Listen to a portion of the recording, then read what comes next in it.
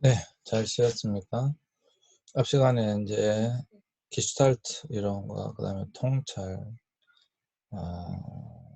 대하여 살펴보았습니다. 이 시간에는 이제 장 이론에 대하여 살펴보겠습니다.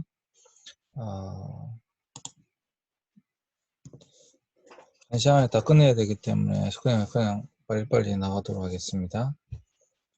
장 이론은 레빈이라고 한 사람이 이제 한 것인데요.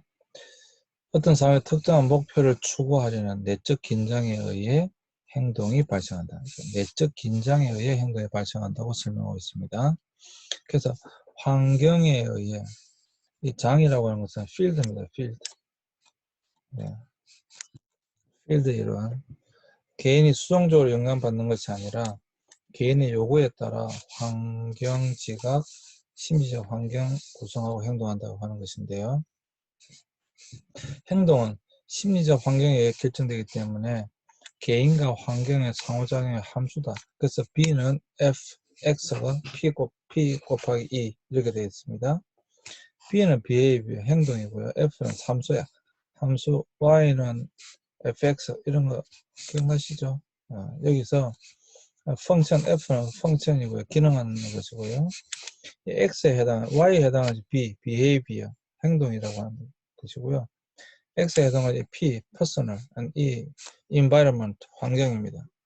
그러니까 person, 사람과 환경 이 말입니다. 유전과 환경 이렇게 보셔도 됩니다. 그러니까 개인과 환경의 상호작용이다 라고 본 겁니다. 무엇이? 행동이. 그래서 어떤 현실 속에 있든 간에 그것이 개인에게 의미가 있고 중요할 때만 개인의 생활 공간이 된다. 개인에게 의미가 있고 중요할 때만 생활 공간이 된다 라고 하는 것입니다.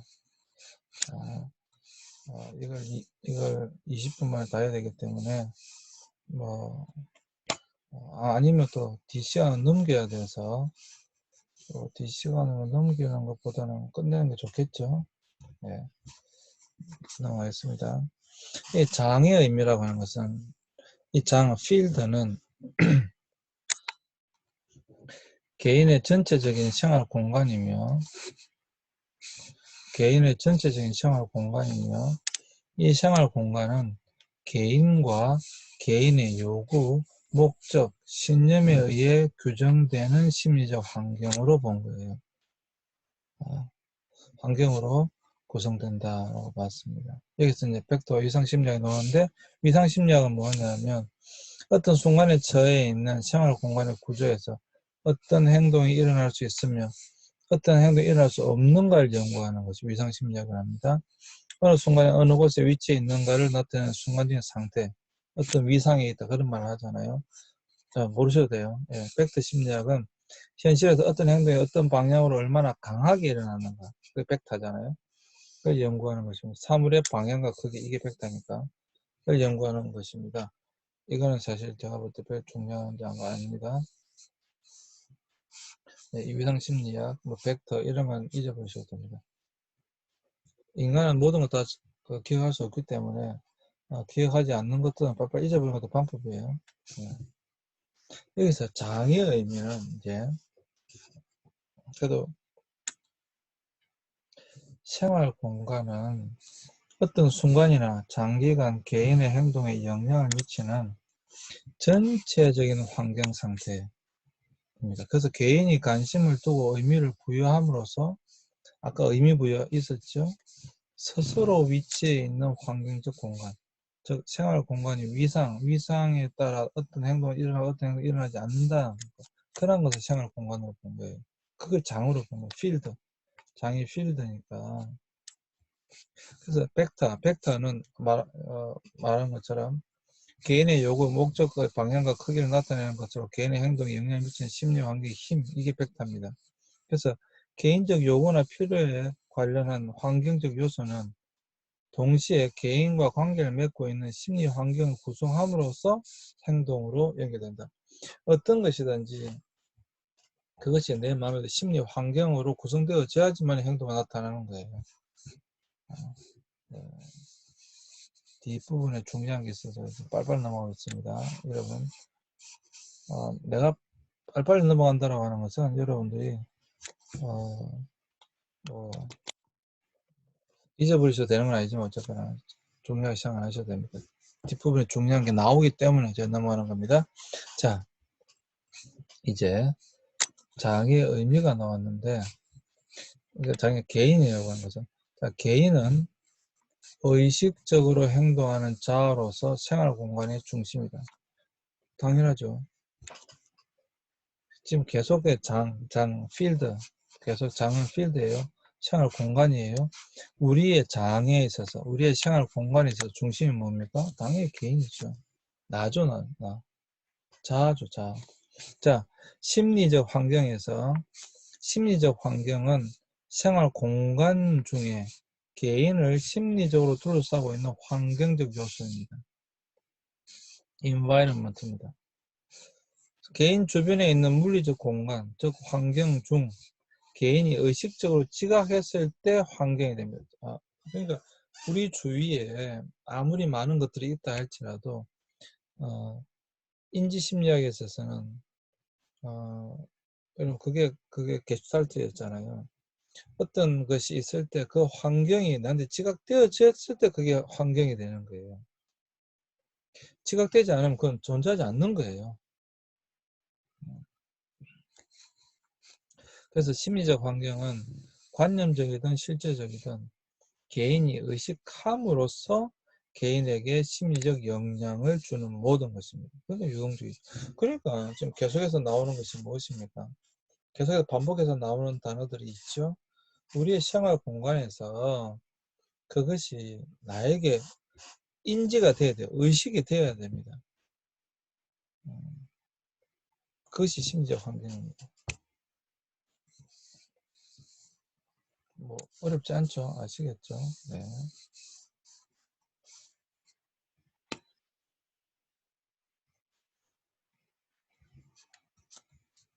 자, 생활 공간의 계속성인데 생활 공간은 심리적 환경과 개인의 역동적인 상호작용이 이루어지는 필드이므로 내적 특성과 심리적 환경에서 끊임없이 변화한다. 자,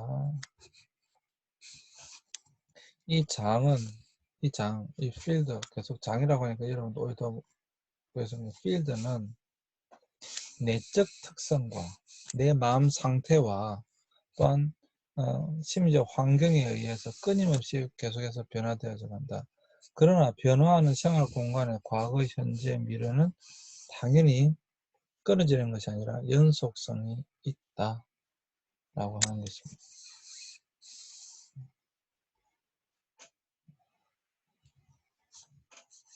자, 행동의 목적성인데요. 행동의 목적성이란 목표, 꿈, 희망, 요구, 필요가 생길 때 개인은 내적으로 긴장하고 이 내적 긴장에 의해 행동이 발생한다고 보는 것입니다. 당연히 어떤 우리 행동에 목적이 생길 거 아니에요. 그 목적성이 뭐로 생각하냐. 목표 있거나 꿈이거나 희망이나 요구거나 필요가 생길 때 긴장이 일어나겠죠. 이 내적 긴장에 의해서 행동이 발생한다라고 하는 거예요. 내적 긴장이 일어나 각각 욕구를 충족하는 방향으로 선택하게 됩니다. 이것을 행동의 목적성이라고 합니다. 그건 사실 말 그대로죠. 내가 어떤 방향을 선택했다고 한다면 왜 선택했겠어요? 내 행동의 목적성 때문에 그걸 선택한 거죠. 당연히 그렇지 않겠습니까? 그죠? 내가 왜 그쪽 방향으로 선택했어? 그죠? 내 행동의 목적성이기 때문에 그렇게 선택한 거죠. 지각과 실제의 상대성. 감각적 자극은 개인의 목적에 의해서 재구조화된다. 그렇죠.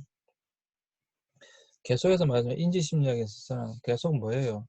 어떤 자극이 들어왔다고 해서 자극을 자극으로 그냥 받아들이는 것이 아니라 그것을 어떻게 한다고요? 재구조화한다. 그게 인지심리학이잖아요. 그죠? 인지의 틀이라고 계속 말씀드렸죠. 사실로 존재하는 것과 지각은 다르다. 이게 중요한 말입니다. 사실로 존재하는 것하고 지각은 달라요.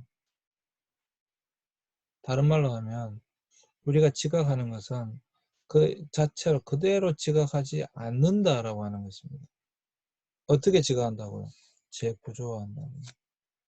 이 이야기하고 있는 거잖아요. 사람은 사물 있는 그대로 지각하지 않습니다. 그것을 다시 나의 방식으로 재구조화합니다. 실제는 개인의 요구, 목적, 필요 등의 개인의 내적 특성에 의해서 재해석되고 지각되고 재인식된다.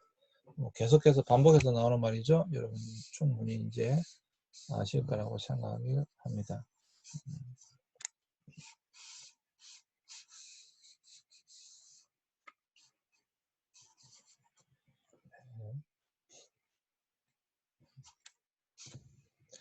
자, 상황을 강조하는데요. 개인의 심리적 생활 공간은 개인에게 유의미한 환경적 단서의 전체적 형태입니다.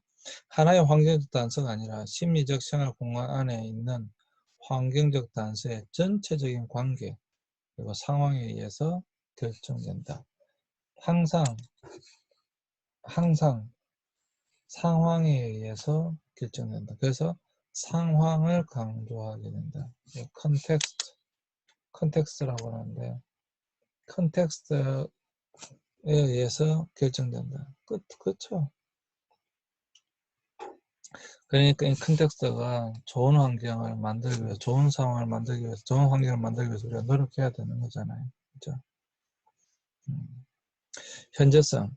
생활 공간은 지금 이 순간 개인이 지각하고 있는 내용으로 구성되는데 지금 이 순간의 행동은 현재 개인이 가지고 있는 장, 필드, 또 생활 공간, 그런 영역에 의해서 달려있다. 라고 하는 것입니다. 어쨌거나 제가 20분 안에 끝내주려고 지금 여러분 빠르게 나가고 있습니다. 장이론에서의 학습. 장이론은 개인의 내적 특성에 의한 목적적 행동을 강조합니다. 이 필드 이론은 여러분 이 필드 이론은 개인의 내적 특성에 의한 목적적 행동. 아까 무슨 말이었어? 어떤 것을 선택했다. 또 왜 선택했겠냐? 어떤 것을 선택할 때 왜 선택했겠느냐? 당연히 어떤 그 사람의 목적, 행동의 목적이 있기 때문에 그걸 선택했다라고 하는 거, 그걸 강조한다라고 하는 겁니다. 그리고 환경적 단서를 지각하고 효과적으로 실천할 수 있는 상황을 통찰하는 목적 지향적 행동. 장이론에서는 아까도 말한 것처럼 목적적 행동, 목적 지향적 행동. 왜? 선택이 들어가야 되니까. 그것을 대단히 강조한다라고 하는 것입니다. 그리고 또 장이론에서의 인지구조는 생활 공간에서 필요한 목적에 부합되는 환경적 단서를 지각하고 관계를 통찰하는 능력이다.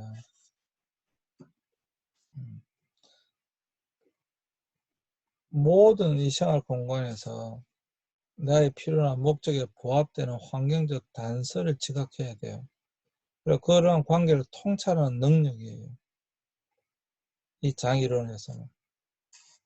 왜 그렇습니까? 목적적 행동이 강조되기 때문에 그래요. 목적적 행동이 강조된다고 하면서 올바른 선택을 하기 위한 것이기 때문에 그런 것입니다. 그래서 인지구조의 변화는 곧 학습, 인지구조의 변화는 새로운 의미를 발견하고 새로운 관계를 통찰하는 것이다. 인지구조가 어떻게 변화되어 가는가? 학습과 통찰이다 이 말이죠.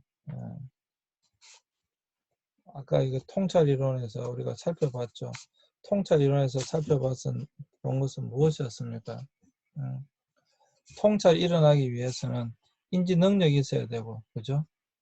인지 능력이 있어야 되고, 지식이 있어야 된다. 이럴 때 인지 통찰력이 더 강화된다라고 했잖아요. 그러니까, 그런 인지 구조가 변화되기 위해서 장이론에서도 올바른 선택, 이렇게 생각하시면 되겠습니다. 올바른 목적적 행동을 강화시키기 위해서는 학습이 있어야 되고, 올바른 인지 구조의 변화는 곧 학습이 일어나야 되고, 그리고 인지 통찰을 할 수 있도록 통찰력을 강화시켜 줘야 된다라고 하는 것입니다. 네.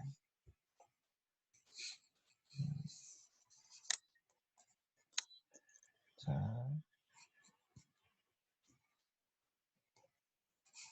제가 좀 너무 빨리 나와서 여러분들이 혹시 좀 따라오기 힘든지 모르겠는데 그냥 쭉 읽어보시면 충분히 이해하실 수 있습니다. 네. 혹시 어려우면 다시 질문해 주시고요. 아니면 여러분들이 이거 보실 때, 동영상 보실 때 이거 PPT도 있으니까, 그죠? 멈춰가지고 PPT를 한번 잘 살펴보세요. 그러면 충분히 여러분 아실 수 있을 것입니다. 자, 장이론에서의 학습의 인지구조의 변화 세 단계가 있는데, 이 다 할 수 있을까요? 그래도 최대한 빨리 해보겠습니다. 네. 인지구조의 변화 3단계가 있는데, 첫 번째 변별, discrimination, 변별. 이것은 생활 공간 안에 있는 물리적 또는 정신적인 모든 환경적 영역이 더욱 세분화되는 과정입니다. 이 생활 공간, 이게 장이잖아요. 장.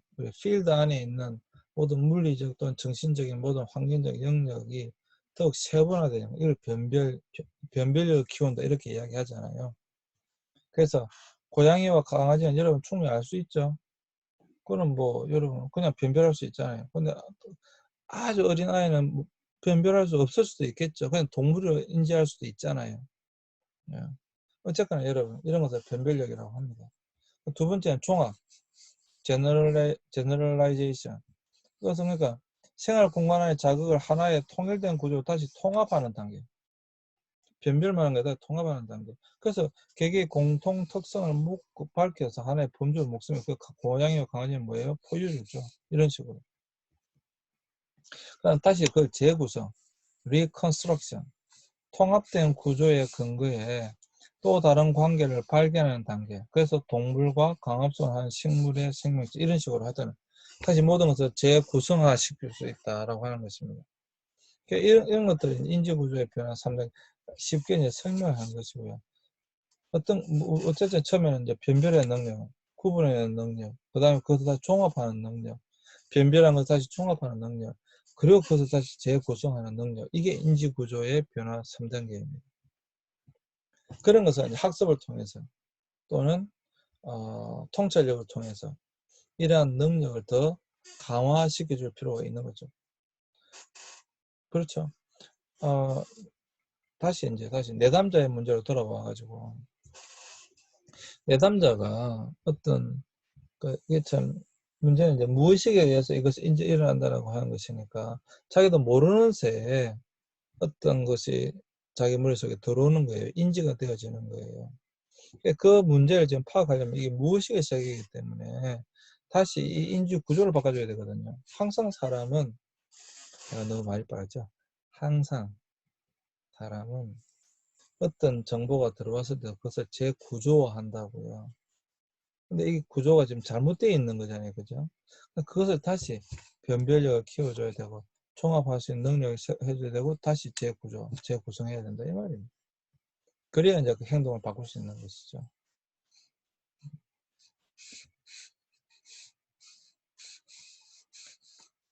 그것이 그렇게 하기 위해서 이제 전문적인 상담사가 필요한 것이죠.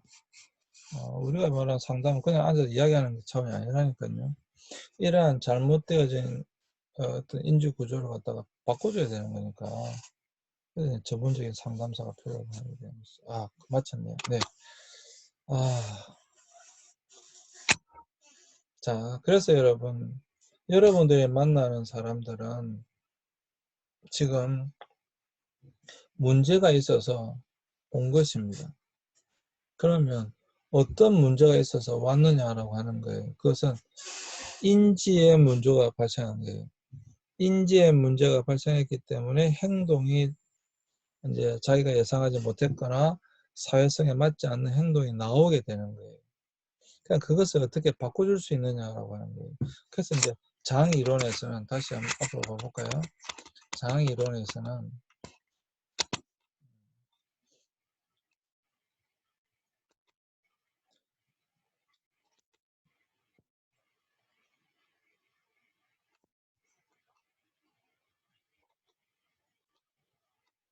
여기서 보시면 장이론에서 개인적 요구나 필요에 관련된 환경적 요소 동시에 개인과 관계를 맺기는 심리 환경을 구성하면서 행동은 연결되어지는데 이것을 바꿔줘야 된다라고 하는 것입니다. 그 다음에요.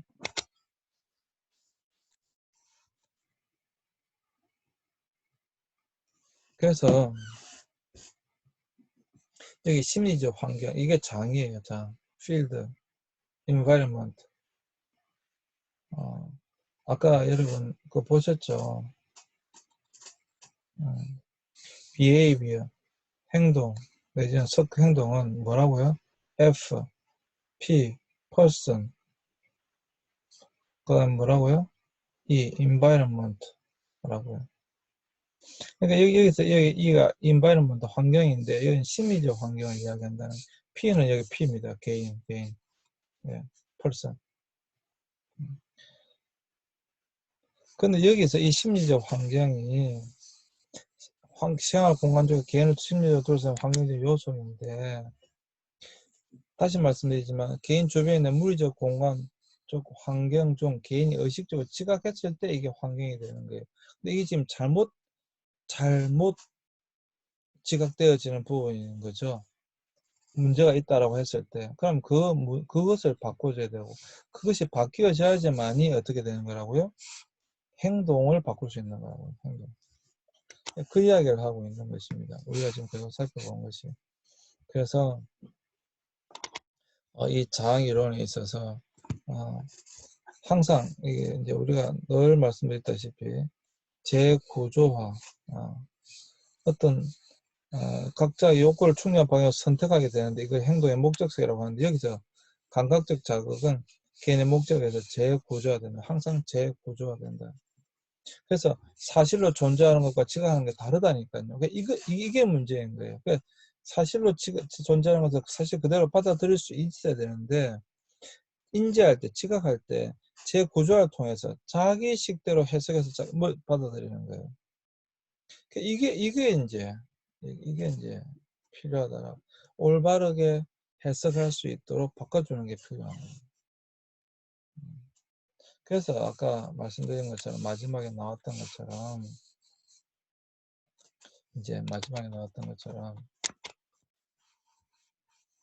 상황을 강조하고 현재성을 강조하는데, 여기서 변별, 종합, 재구성, 이렇게 인지구조가 바뀔 수 있도록 다시 변별력을 키우고 종합력을 키우고 재구성되어지는, 이것이 바로, 그래서 이제 행동을 바르게 할 수 있도록 하는 거, 이것이 바로 자학이론, 필드 이론이 되겠습니다. 이걸 한 시간도 이제 20분 만에 끝내려고 하니까 여러분들 얼마만큼 이해하시는지 모르겠는데 잘 살펴보시고요. 이렇게 잘 보시면 충분히 이해하실 수 있을 겁니다.